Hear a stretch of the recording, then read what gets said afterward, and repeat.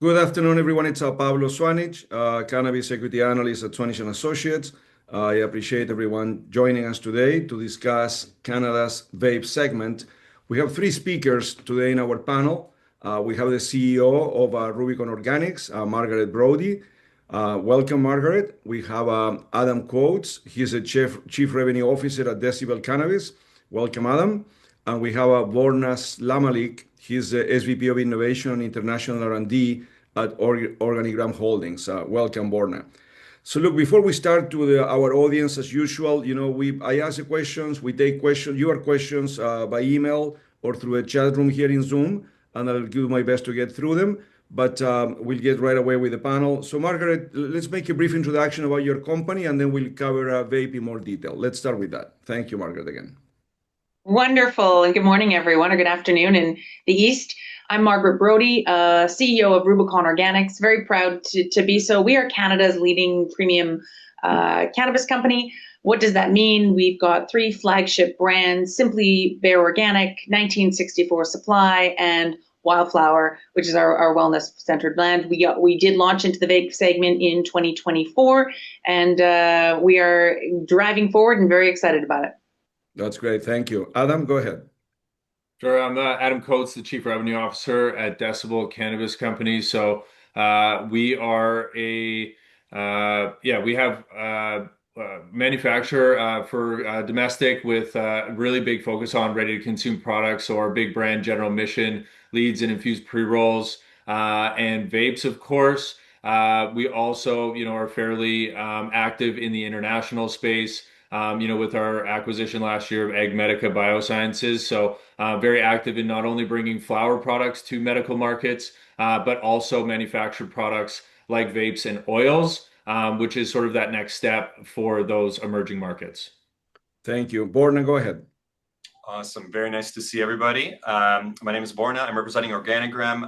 We are the one of the OG companies in Canada, currently the largest cannabis company in Canada, and one of the leading ones globally with OG products in every major category. Thank you. Look, let's discuss first the category of vape, and then we'll discuss the company strategy. If I may, I'll stay with you, Borna. Let's talk about the market for vape. Based on the data that you have, is vape a growing category versus the overall cannabis rec market? What trends are you seeing, in terms of segments or types? And then, are we seeing a bit of a race to the bottom on pricing in vape as we've seen maybe in other categories? And again, maybe I'm wrong in terms of my concerns on pricing. But let's start with your take on the category, Borna. Thank you. Yeah, absolutely. Obviously, with the acquisition of Motif, Organigram became a major player in the vape space. We represent brands like Box Hut, Flow State, Debunk, among many, including our Shred brand. The vape category obviously is growing. It's not as big of a, in my opinion, breakout star like pre-rolls and the big changes that are happening in the pre-roll IPR category, infused pre-roll category, but it is a strong category to be in. It's a category that, as head of innovation and R&D, I classify as having a lot of churn, a lot of innovation, a much shorter product life cycle. And as the category dynamics go, it's really been disrupted over the last 2 years by all-in-one devices. 2-3 years ago, all-in-ones were down around 10-15% of the category. Currently, they're about a third of the category, and I see that going to close to 50% of the category in the short term. And this is driving a lot of innovation. Because one of the key things that we focus on is consumer pain points: leaking, clogging, battery, how to add different technological innovation features to vapes. And so with the kind of expansion of all-in-ones, especially these like larger handheld devices, we're seeing this beautiful, amazing sea of innovation opening up in the category. That's great. Margaret, your take on the category. Look, I think it's very exciting. I think we've got a generation of people coming through that are looking for convenience. We've seen the rise of convenience as a major trend in 2025, coming off the huge surge in pre-rolls that has been across the board. I expect that we're going to see a movement from the 510 category being dominant to all-in-ones rising, to that being a balanced portfolio in the next number of years. But there's a lot more that we can talk about in the terms of the journey the consumer is taking from flavored distillate products to liquid diamonds through to resins and rosins, and we're at the beginning of that in our view. Thank you. Adam, your take on the category also. Yeah, certainly. I mean, the vape category, continues to grow. Our modeling suggests that, while categories like flower and the overall market will grow in sort of the low to mid single digits, vapes will continue to outperform that growth rate, not to the degree of pre-rolls, but certainly strong growth. I think, as Margaret said, certainly the consumer and, new consumers are preferring, convenient products. I think more and more consumers are looking for non-combustible products. And I think what we're seeing in vape, back to your question around price, is really a more classic segmentation where it's not just about price. Sure, there is the value segment that is starting to show up, but based off of the extract type, the technology type, Borna and Margaret talked about sort of 510 and all-in-one. I think vape is really interesting because it's not just about manufacturing from, what we typically talk about with cannabis products. There's also a very real technological component, and it's very unique for a consumer sort of consumption product. So if you think about, beverage alcohol or drinks or candy, you don't really have technology getting in the way or adding to the consumer's sort of consumption of that product. Where in vape, the technology is there, and it really determined whether the consumer has a good experience or has a heightened experience.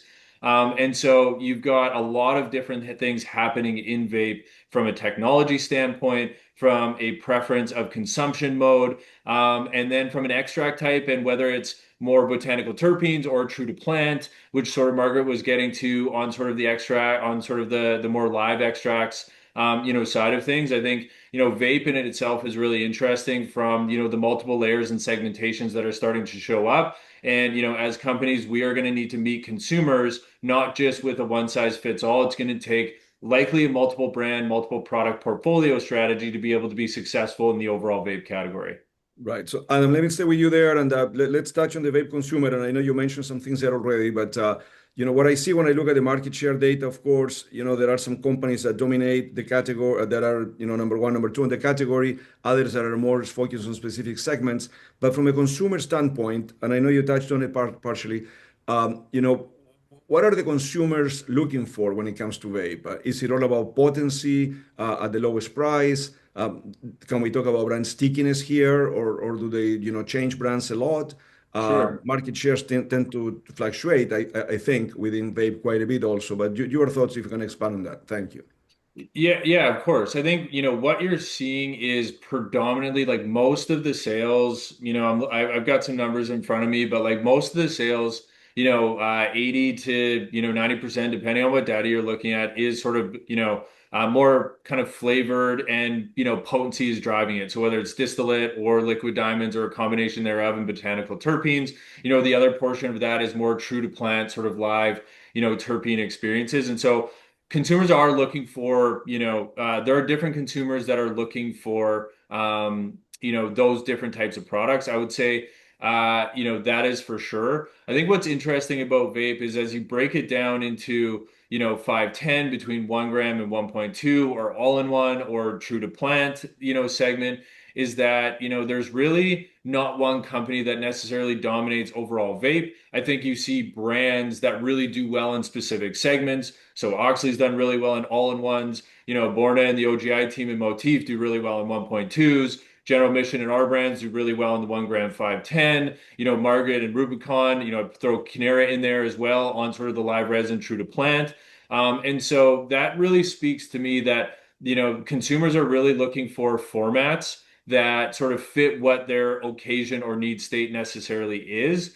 Convenience is certainly prevalent, but what I think optimistic about is that we're not going to see just, this really sort of commoditized type of product like you see in flower, where you've got so many different extracts, technologies, and formats that will suit different consumer needs and occasions, where it's really going to be innovative, but also I think you're going to be able to start see pricing edging up. And if you just look at the 1 gram 510 segment, you're seeing average pricing moving up because of the introduction of liquid diamonds and consumers looking for that potency. So yeah, really interesting category that is certainly not a one size fits all, and I think has some sustainable growth to it for LPs, which is really important from a margin perspective. Right. Margaret, on the same subject, on the vape consumer, if you want to add anything there on that topic.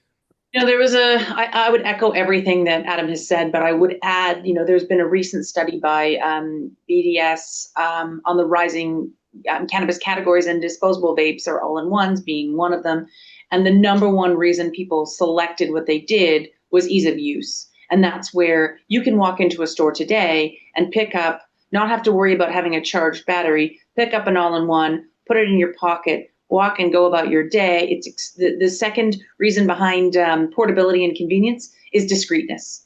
And I think that really drives consumer choice. And what we're seeing is increased use of cannabis maybe not increased use, but the market coming in from the legacy market into the legal market, and continued growth in Canada, and people, the social acceptance, reduction of stigma, increasing importance of cannabis relative to alcohol in terms of effects on the body and how you feel the next day, quite frankly, as we're in the holiday season. So, I just think we're going to continue to see a rise in the all-in-one category.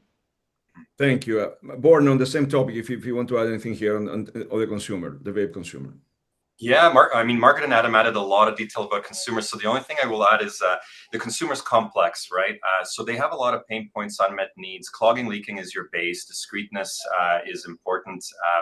Various other features that we're just researching now, things like trackability, puff count, all of those things are ripe to be sown. But I think what's important to note about vapes is the reason why they're not developing as fast as some of the other categories is about the product effect and the delivery. And that's about knowing really about the ingredient as well as the hardware universe.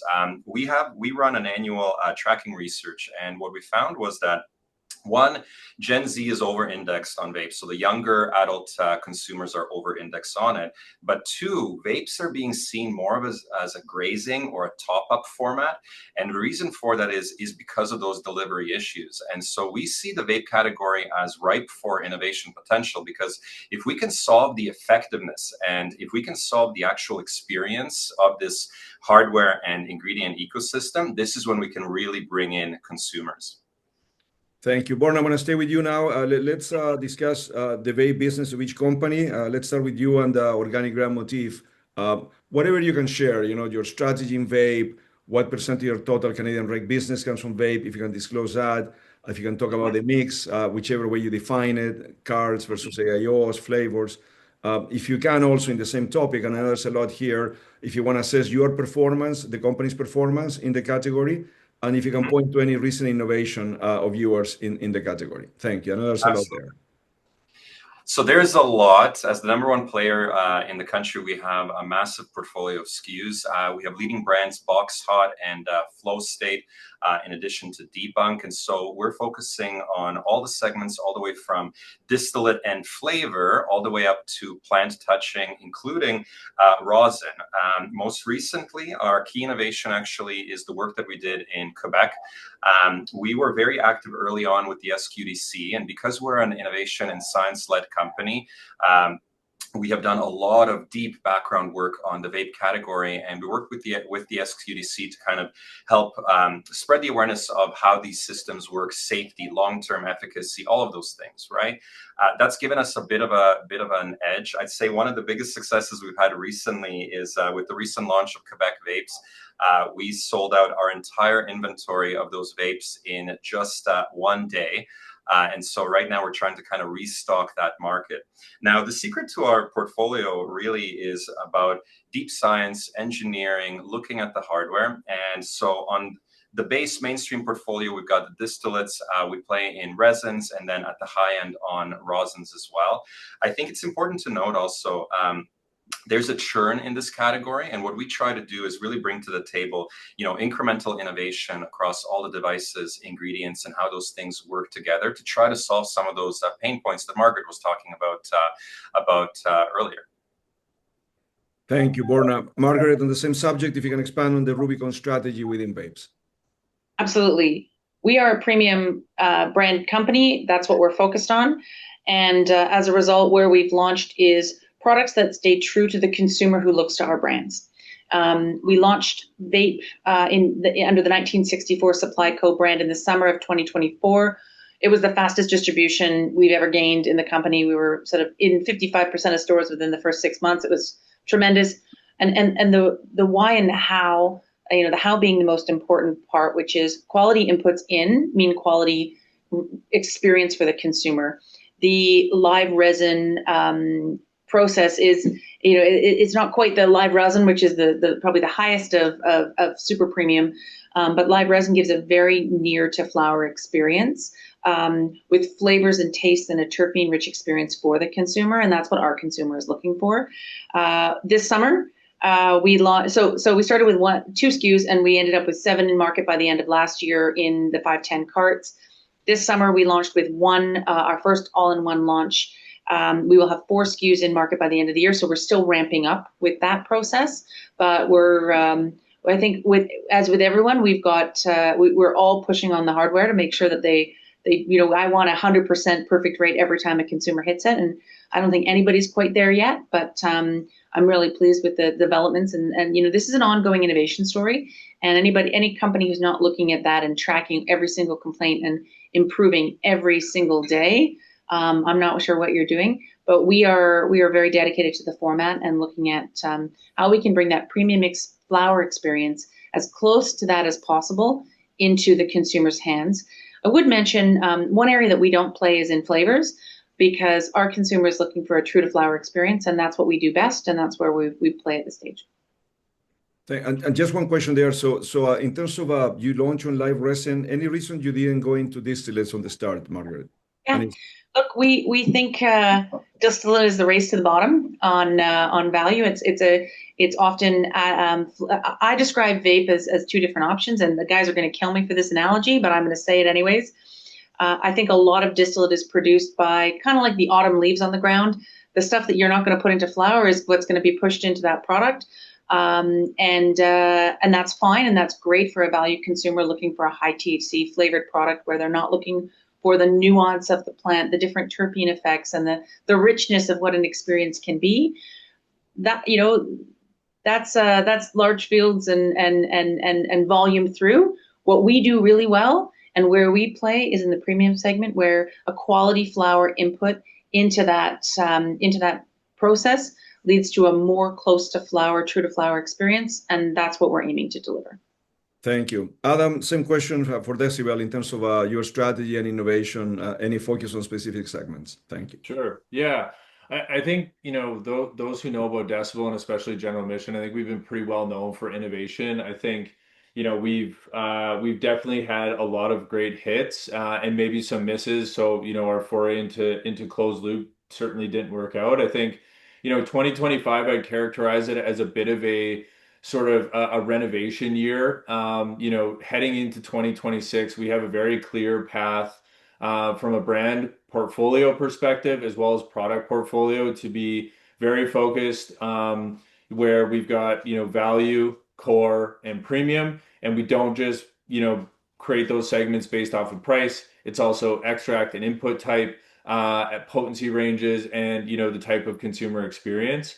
I think starting in January, we'll sort of have that sort of fully rolled out. I'm very, very bullish on where we're going in all-in-one as well. A lot of learning, from around vape technology. We've invested fairly significantly in sort of our hardware validation, our formulation, and sort of extract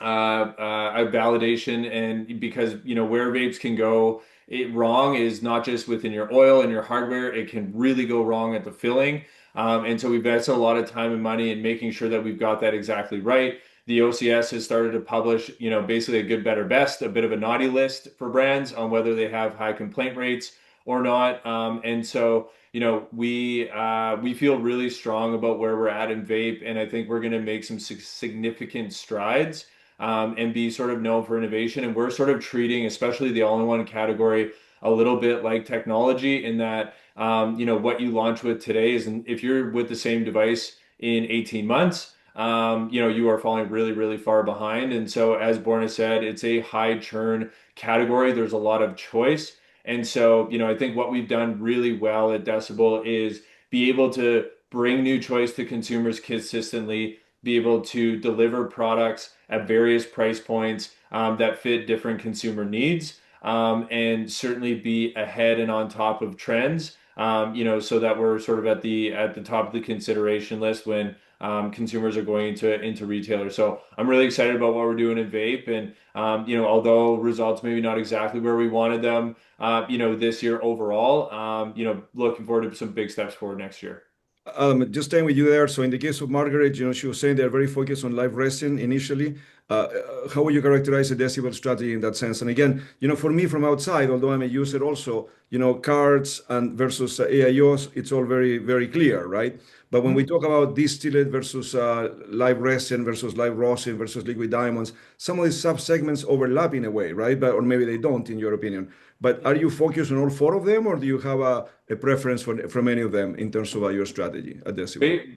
Really simply, it's good, better, best. Good, distillate, better, liquid diamonds, best, true to plant extracts. I don't sort of say whether that's live resin or rosin. I think there's a bunch of different things, cool things that you can do, on true to plant oil that can go into a vape. So it's not just any one thing.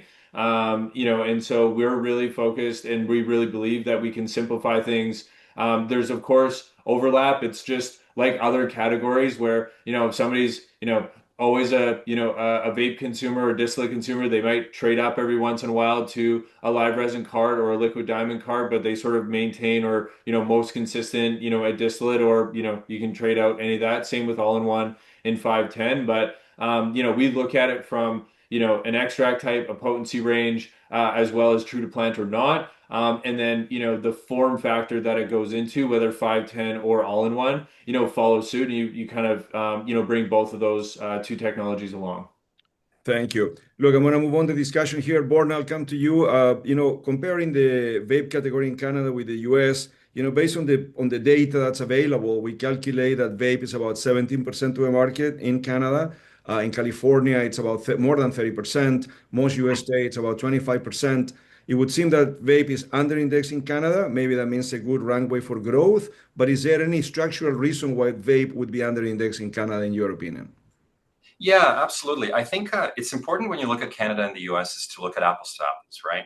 So in the US, vapes and flower started out at the same time, right? And in Canada, it was a sequenced waterfall start for flower and then extracts subsequently, right? And so the category developed at a different stage.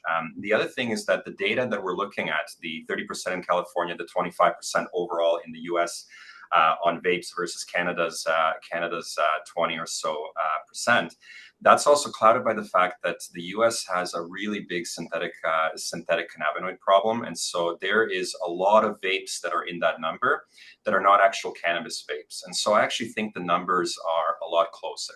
So I would say where Canada wins on this is the focused approach, the clear regulation. And I would say that the differences between the two markets, if you compare cannabis to cannabis, actually aren't that stark. Thank you. And the same question, Margaret, your take on? That's interesting. I probably would like to talk a little bit more to Borna about some of the insights he had there, because I think that's an interesting viewpoint. I've always viewed that Canada would follow the US in many ways, and our markets have actually diverged in a few areas, this being one of them. You're correct. Our data shows around 17%. Look, I think until fairly recently, there has still been a large amount of volume in the legacy market because of the price difference. So, for example, in British Columbia, there's an incremental tax of about, call it 20%. So I think that impacts price, which impacts consumer choice. These are structural choices that in a large part are based on some of the stigma that's come out of nicotine vapes in youth.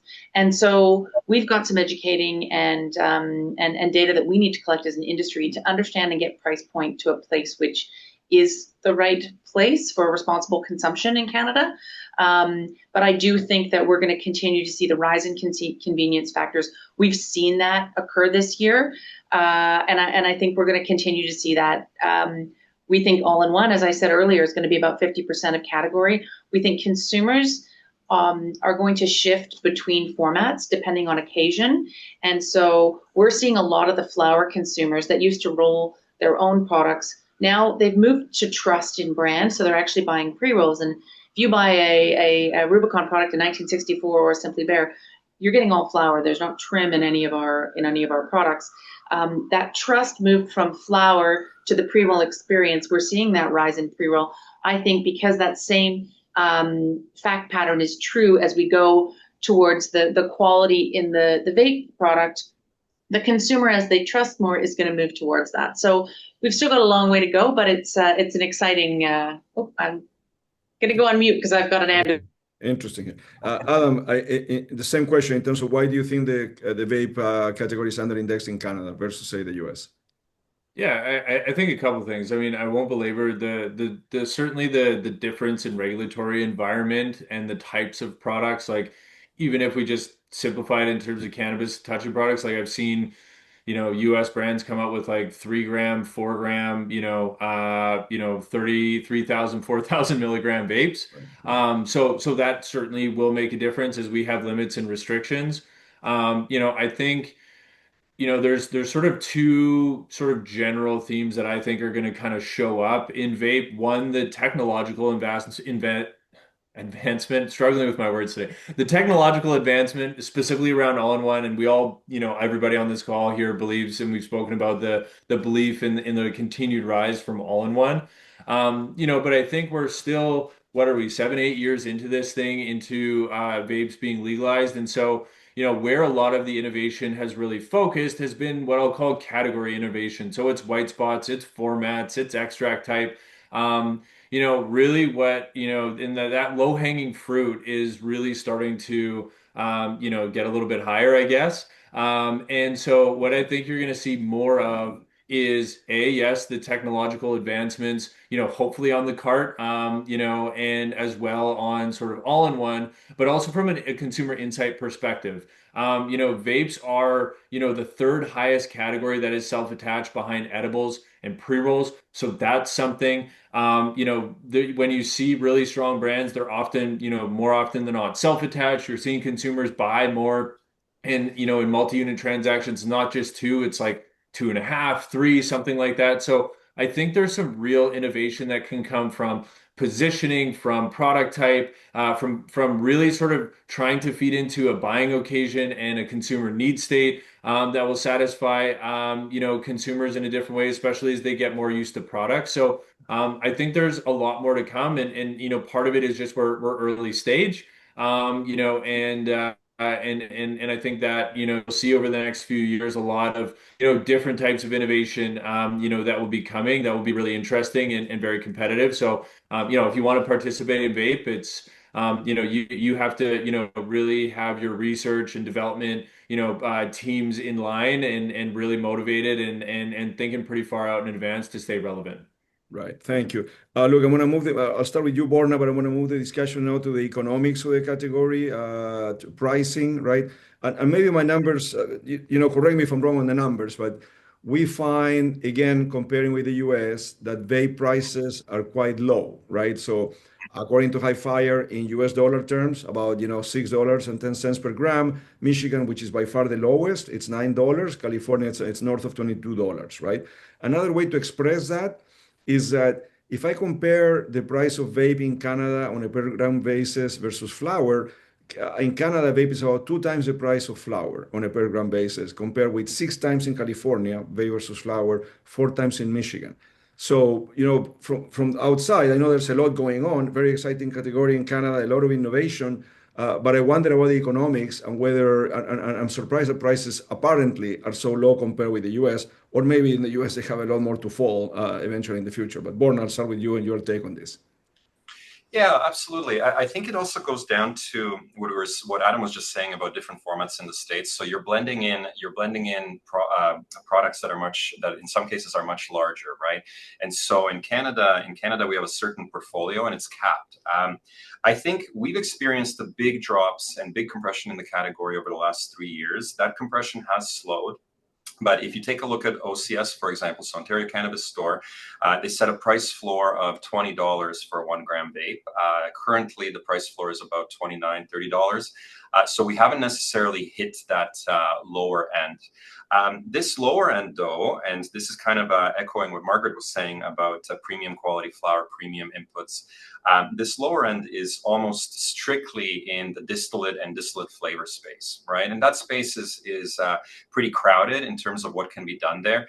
There's a lot of companies throwing out flavors, throwing out aroma changes every second month, etc. I think where the opportunity is, and this is what's also going to stop the compression, is on the premium end. The category has really moved towards liquid diamonds and higher potency. I think the opportunity there is to really drive the messaging to consumers about what true quality is, true quality from flower, true quality from processing, as well as what Adam said earlier about the safety aspects of the category. I think the companies that are going to maintain their premium share, their good margin, are going to be the ones who are hitting all those things and providing reassurance to consumers that the products are being built right. Because if you look at that bottom end of the category, this is really where you're getting the lowest and oldest hardware that you're seeing. You're right, the erosion hasn't stopped, but I see really innovation and science-backed innovation at that actually pushing the players who are willing to invest into those top tiers. Understood. Thank you. Margaret, your take on pricing? I mean, just briefly, if you want to add anything else there. Well, I think, Borna, you covered it very well. And thank you for talking about premium because we're obviously big believers in it. Look, I think we don't have brand loyalty necessarily in the value segment. We have consumers walking in, say, I want highest THC, lowest price. And when they have a bad experience with any single lower tier product, they probably won't buy it again, i.e. there's clogging, leaking, etc. So the higher you move up the value chain, not the value chain, but the categories, the more quality that needs to be there, which is building the brand promise with consistency, quality, and where we think the differentiation is on strain that really beautifully translates from a flower experience to a vape experience, which is getting the consumer that consistency as they move along. I think a lot of consumers and particularly younger consumers are starting with the cheapest, highest THC, probably flavored product. But I suspect as they move along in life, they're going to learn more about, okay, liquid diamonds was interesting, but what happens when I move to a live resin? Okay, I've tried that experience. I don't need to maybe consume as much. I can have Blue Dream is still one of our top sellers, and it sits around 20 to 22% of THC, but it's the effects of the terpenes and aromas. So, there's not just innovation and experience that consumers need from a hardware perspective, because that's coming. It's actually education on experience. We talk a lot about elevating experiences, and I think the liquid diamonds trend is certainly the next one. I think it's the trend before what's next, which is live resin, live rosin, etc. So it's an exciting time. Thank you. Look, I want to move the discussion now, Adam, to the competitive environment, but please feel free to add anything on the pricing question if you want. For you, Adam, the question would be, would you say vape as a category is more or less competitive than segments like flower and pre-rolls in a Canadian context? I know we prefer not to discuss peers, but based on the data you have, would you want to highlight anyone who's gaining or losing share in vape? Any companies doing particularly well in specific sub-segments? I want to add a couple of more things here. I am surprised Stiiizy has not licensed its vape brand in Canada. Correct me if I'm wrong. Maybe they have. Stiiizy. Okay. Stiiizy. And then it seems the bulk of the market is in 0.9.5 ml and 1 ml sizes. Is there room to innovate or push into larger, smaller formats? I know there's a lot there, but it's your take on the competitive environment in vape. Adam, let's start with you. Yeah, I mean, loaded question. I mean, generally, it's very competitive. I think all of us on this call would appreciate a few less competitors, but I think, vape is interesting. It's different than flower, right? Like there's only so much you can do with flower from, You can have it in a box or a bag or a jar. Yes, strains are important, and but it's really gone into where you look at the bulk of the volume. It's in a 28-gram bag, and there's really little variability. Yes, I get it, different strains, different terpenes, but like objectively, there's nothing that really truly differentiates where or you're going to have a materially different experience. Like in vape, we've talked about it. There is a difference from consuming distillate with botanical terpenes to liquid diamonds with terpenes to a live resin or live rosin, and an obvious different experience when you're consuming from an all-in-one to a 510. So just in that, you kind of have 6 different buckets that you're competing in, and you have to compete in a different way, to a larger degree. So like I was saying off the top, there's a lot of brands that do really, really well in like 1 or 2 segments. It's really hard to do very, very well in all segments. And so that's why you need to have a specific strategy for each segment, to be able to sort of like take a much larger, sort of vape share, because it's largely different consumer or different occasion that you're trying to service. I think Oxley's done again a really good job in all-in-one. I mentioned, Box Hot really pioneered the 1.2s. Bringing more approachable but really high quality, true to plant, from Margaret and her team, and mentioned Canara. And I think General Mission has done a really good job on bringing flavor and potency, and consistency, and sort of that's what we sort of had made our name again. So it's very, very competitive, and one of the things too that is a blessing and a curse is that it's a really quick turn, right? So if you need to grow a different strain, if you're coming to us and say, hey, we want a new strain, give us a call in 10 months and we might have it ready for you. But if you want a new vape within reason, you can have something turned around very, very quickly. And I think there's also opportunities not just within the manufacturing and the inputs and all of that, but as we, as LPs look to stretch margin and finding, further opportunities to be competitive, is looking down the supply chain, looking at your packaging. How are you going about getting your technology? Are you creating it yourself? Are you developing IP around it or exclusivities around that? The middlemen, we'll call it, or women, or the middle businesses in the vape game, I think are really going to go away because they're not adding that much more value. And working directly with the manufacturers is certainly something that is going to be important to remain on the cutting edge, but also, be able to protect or expand margin. And I think what needs to happen as well is that, in certain categories that deserve a higher price point, that taking price and that usual sort of, step change in consumer goods from a price point perspective year over year, certainly should take hold as well. Thank you, Borna. Your take on the same question. Anything you want to add on the competitive environment in vape? Yeah, absolutely. I mean, I'll try to touch on things Adam didn't touch on yet. Firstly, the competitive environment is also exacerbated by the fact that the provinces are looking at vapes in a different way. You've got Alberta, which is super open and competitive. You've got BC, which is a lot stricter on like cultivar and strain integrity. You've got Quebec, which has a strict limit and wants to keep a very tight SKU count. And so that's forced us to evaluate our business and adapt our business in different ways. One thing that's going to differentiate the category and I think make the really disciplined businesses rise to the top is really managing hardware and quality expectations. We focus on 2 streams. We don't just focus on vapes. We focus on vape ingredients and vape hardware. And we work directly with OEMs to design everything from air intakes, apertures, the materials that are being used to really work with the devices that are needed in this category. A lot of companies in that mid-tier that Adam mentioned are really working with off-the-shelf devices that were originally designed for the nicotine space, and companies like ours that are dealing with modifications and scientific processes to actually be able to make the 2 work together, I think are going to do the right thing for the consumer. I also want to talk a little bit about safety and just kind of thinking long-term about the category. I'm a big proponent of toxicology, of long-term assessments of vapor and vapor quality. And this is just ensuring that not only are we providing and releasing a product that is safe for the consumer now, but safe for the consumer in the future. And I believe that, you know, the top players, the players that are the leading ones in this segment, like General Admission, like Rubicon on the premium side, like Box Hot, Flow State, our whole assortment of vapes, are really going to need to focus on long-term safety and long-term solution for consumers that are going to reassure them that this is a category for them to participate in. There's a lot of, I think, consumers that are still feeling a little bit that this is adjacent to combustion. And I think really focusing in on that is going to differentiate companies when it comes to that competitive noise that's in there. You know, if you take a look at SKU count, some provinces have as much as 800 SKUs of vapes.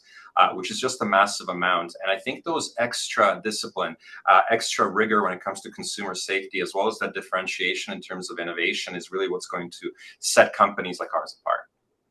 Thank you. Margaret, same question on the I think it's a absolutely great question. And I think, you know, taking it from a different perspective, right now in market, we have a lot of companies playing in the vape space because honestly, it's fairly easy to start.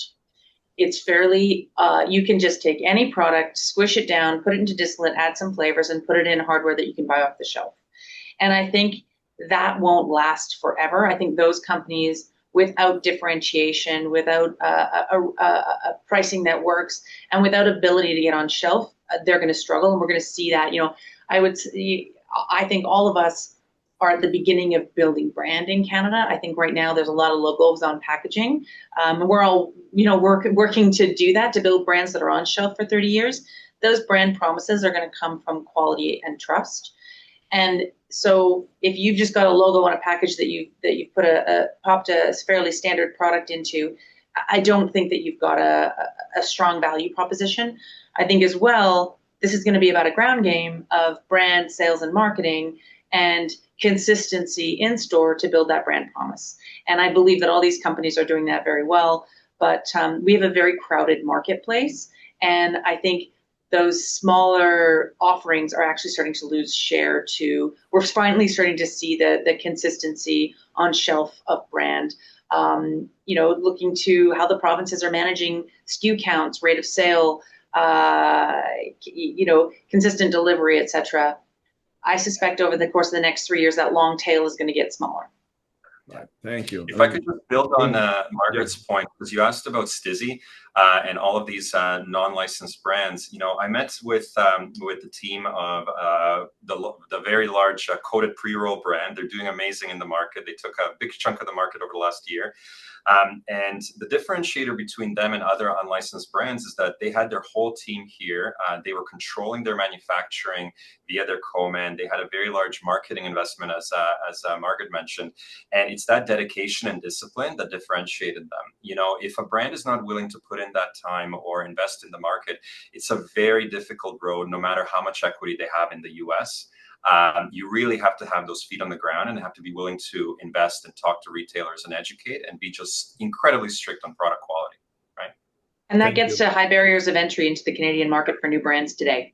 And, you know, if you're not on shelf today and you have not built relationships, trust with both the provinces, the retailer, and the bud tender, I think it's, unless you've got a lot of capital, it's hard to build that ground game today. Yeah.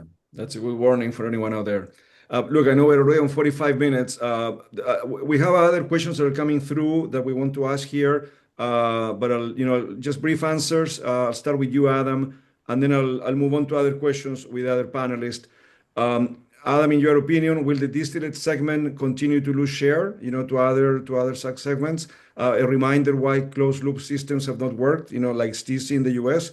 I know you mentioned you haven't had success with closed loops, but neither have other people, to my knowledge. And is there anything else out there? Like we had packs back in the day, it didn't really work out. It's really about 510 and AIOs. But Adam, you are answering that question, and then I'll move on to the rest. Thanks. Yeah, I'll try and be brief. I think distillate is always going to have a place. You know, I think we saw in November Liquid Diamonds actually take over distillate for the first time, you know, as the primary extract in 1 gram 510. So, you know, that is there. So I believe distillate is going to be there long term, is going to have a diminished spot, but still large. I view it almost like flower in the overall landscape, where it's still going to have a major piece. It just might not be the biggest piece long term. And then on the closed loop, side of things, I think, really it comes down to like what problem are you solving, for the consumer, and what it solves is leaking, clogging, and performance.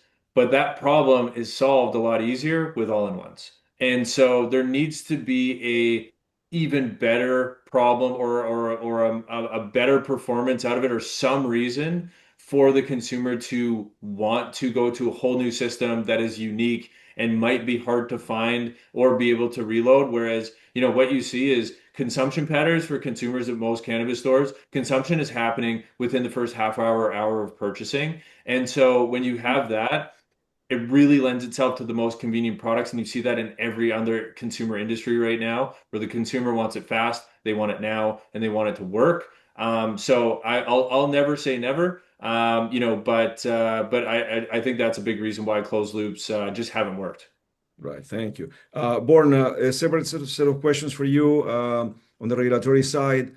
Are there any regulatory restrictions we should keep in mind in analyzing vape in Canada, like whether potency limits, pack size limits? And I'm just trying, for those that are not familiar with the Canadian market, comparing with the US, does the excise tax policy over penalize vape versus other formats? I think Margaret might have mentioned that before also, but just your take here, Borna, on those questions. Yeah, absolutely. I think Canada could benefit from the loosening of the quantity of THC in extracts, right? And that would allow us to open up into larger formats, the way that the U.S. market has opened up in.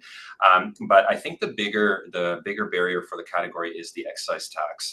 Depending on the type of product that you're using, the excise tax can be as much as 65 to 70% of that retail cost, especially for something like rosin, where you're putting in a very large amount of flower and converting that into actual rosin for the vapes. This is where I think the regulators really need to be thinking about what's going to encourage the category to grow, what's going to encourage adoption. And I would almost argue that there should be either layered excise framework for the vape category, or there should be a consideration of what type of excise should be on each vape, because currently the burden is very heavy, and that obviously adds to the price that the consumers have to pay, and it makes it difficult for us as manufacturers to have the types of margins that we need to be able to have a viable, sustainable business, right? Right. Thank you. Margaret, a separate set of questions for you. Compare with flower and pre-rolls, do the boards and or the retailers have different policies in the way they handle vape compared to the other two categories I mentioned? Yeah, they do. Brands. Yeah, go on. Yep, variety. Yeah, no, they absolutely do. And a lot of it is down to complaint rates. And that's something that's been talked about, which is the, hard wheel failure or viscosity failure or things like that. And you've got to be tracking that pretty carefully in this space. We have different category management teams at the boards, and they have different objectives and goals in terms of how they're managing their portfolios. Each one is different, so that's challenging, and I certainly can't speak on their behalf, but I can say that our experience is the consistency of delivery and quality of the product is the most important thing, as well as rate of sale in terms of how they're making their selections. Right. Thank you. And then I know the vape launch in Quebec is very recent, but anything you want to mention about how that launch is going there? Honestly, we weren't successful in getting a vape listing, and I was very disappointed because we love the province of Quebec and would like to be there. I'm very pleased with the entry. I think, from a regulatory perspective, you can say, well, we don't support vape, and that's why it wasn't in the market. From a government health policy perspective, the truth is those consumers were just buying in the legacy market, in the black market. And so the consumption is there. I think in the last 2 weeks, the sales that we've seen, and Borna referenced it earlier, shows that the demand is there and the consumer is there. I see this category just growing, and I think that, we hear it colloquially all the time about people buying gummies from around the country that are based in Quebec off the legacy market because there's not access to it in the legal market. So I think this is just the beginning of that opening up. And I think it's very important from a safe consumption perspective that there's access in the legal channels. Right. Thank you. Look, I know we're running out of time here. I'll just take some questions from the audience here. One for you, Adam. I know most of the Canadian exports are about flower, but I think in the latest conference call, your CEO mentioned that you're exporting vape. Just whatever you can share in terms of the potential you see for vape exports when we typically talk mostly about flower exports, right? Yeah. Yeah, absolutely. I mean, we're seeing a lot of the same trends in the medical markets that we've seen in Canada.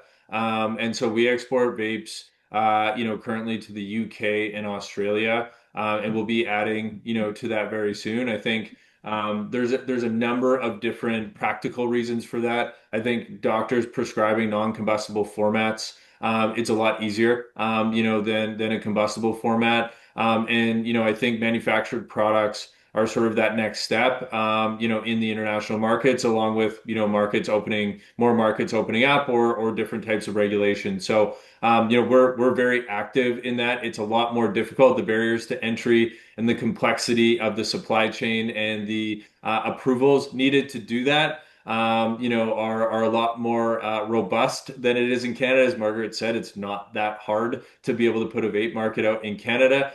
Very hard in other markets, and so that creates an opportunity for LPs like us. It's a big challenge, but it's a big opportunity. We launched a general mission brand in the UK. Had a few stops and starts with the regulator there, but as they changed the rules, but it's been very, very successful and very well received, and we continue to grow the portfolio, both brand and product type, in that market, as well as into Germany and of course already in Australia. So very excited about the growth of vapes globally, not just in Canada. Thank you. And a question for both of you, Margaret and Borna. I think, Borna, you mentioned something in terms of vape hardware. I know we typically hear of C-Cell, right? C-Cell with the 510 cards. Then there's been other vendors. Expand a little bit if you can on that, Borna, in terms of, are you saying that, what do you see in terms of trends in vape hardware? And is there room for brands like yourself and companies like yourselves to go direct to the source and skip some of those middlemen that you talked about? Yeah, absolutely. There's a number of very large OEMs. A lot of them are now in their Gen 2, Gen 3 of the cannabis extract era, right? And so they've done a lot of engineering work to be able to make those extracts work in that space. They're also starting to now move towards really understanding everything from coil temperature, oil viscosity, airflow, clogging, leaking, early battery failure, all of those things. And so the key with vapes now is really you need to work with companies that are focused on the cannabis category. You need to work with companies that are doing the type of safety testing in the extract space. We've partnered with C-Cell. Obviously, C-Cell is one of our big partners. We have other investments as well with other vape manufacturers. And the key there has really been about collaborating to ensure that we solve all of these issues, right? I see really the role of the OEM become even more important as consumers demand, I'd say, more security, more innovation, more of a quality delivery, right? Margaret, anything else you want to add on the hardware side? Oh, I think it was well covered. Look, I think we need to trust and consistency is absolutely paramount to moving the category forward. Yeah, thank you. And then Borna, one more for you. People asking, like, in terms of what you can share, but how much are you tapping into the expertise of BAT when it comes to your vape strategy at Organigram? Well, I actually come from another tobacco company, so I've been in the vape space for a very long time. And the product development collaboration that we have with BAT has a vapor unit. We've been working in there for about 4.5 years, focusing on long-term science. In fact, that toxicology program that I spoke about, and the whole 53-year lifetime assessment of all the compounds a consumer inhales, that's driven by that deep science of the product development collaboration. Obviously, our largest investor is not involved in commercial dealings at all, but the product development collaboration is really focused about creating novel hardware with our OEMs that are going to really be made for this category, and it's our job as Organigram to commercialize those innovations, being half owner of that collaboration. Thank you. One last one, Adam. And again, only if you can answer, because this is a question actually for another company, but Someone is telling me that Stiiizy tried to launch in Canada, but they didn't succeed. So that's why it's not available there. But anything you want to add there? And I know it's a question more for them, but they are not in the market in Canada, to my knowledge, right, as a licensed brand. But yeah, Stiiizy. I haven't seen that, haven't heard it. If they did, it was very, very quiet and didn't make an impact. So maybe they tried to get, see if that would work, but no, haven't seen that at all. I'm just surprised that we haven't seen someone partner with them, like we saw in the case of, pre-rolls with Jeter, right? But I'm surprised. Yeah, I mean, I think like Borna said, I mean, it depends on what the willing investment is. And I think a lot of Canadian LPs are wanting to build their own brands, and there needs to be enough value that is going to be created. I think sometimes outside brands, so outside of Canada brands, maybe put a tremendous amount of value on themselves and not understanding the full product economics. And so, potentially that's part of it as well. But yeah, haven't seen that brand come, and wouldn't surprise me if they did, but certainly haven't heard of it yet. Right. Thank you. Look, I know we're out of time. Thank you very much to our three panelists and speakers here. Margaret, any closing remarks from your side? And if you want, remind people why they should buy Rubicon Organics shares. Thank you. Oh, well, there's a lot of great reasons about that. Why you should look at our company. Firstly, we've got a facility that we're just turning on right now called Cascadia, located in Hope, BC. It's adding about just around and looking to under promise and over deliver on this one, 40% increase in production capacity to our business. I was out there yesterday touring the site, looking at where we're at, very excited about what's to come. And I think we're positioned extremely uniquely with a portfolio of premium brands in Canada and continued profitability. That being said, on the vape category, I'm bullish. I'm excited. I think we're going to move to cannabinoid and experience and watch this space. There's a lot of innovation to come. Great. Thank you. Adam, closing remarks on your side. Yeah, I mean, vape is obviously a big part of the Decibel business, and we really excel in manufactured products in Canada and have a really great position, and high margins coming off of that. Our domestic business is really strong and very competitive, but I think meaningfully, with our GMP facility, we've also taken a number of huge steps to take that manufacturing innovation expertise into these emerging international markets. So not only with our cultivated product, but providing manufacturing services as well as leading innovation in some of those medical markets. So I think we've got two really good growth pillars that are very, very profitable, as we've seen over the last 4 or 5 years, one of the most profitable companies in the business. So really excited about the growth we have in front of us as well. Great. Thank you. Borna, closing remarks. Thank you. Absolutely. So Organigram is the #1 cannabis company in Canada, one of the top ones in the world. We have invested over $90 million since inception of the company in R&D and innovation, and really trying to build out the long-term fundamentals of the category. This is really now starting to pay off as we're actively rolling out product in Australia, in US, in Germany via our partnership with Sanity, the strategic investment that we have, as well as the UK.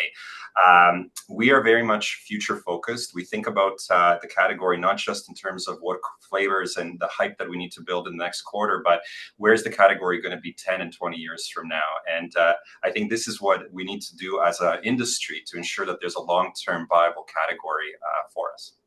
That's great. Thank you very much to all three speakers, and thanks to everyone that joined via Restream, X, and other platforms. Everyone have a good day, and happy holidays if we don't talk again. Thank you. Thank you, everybody.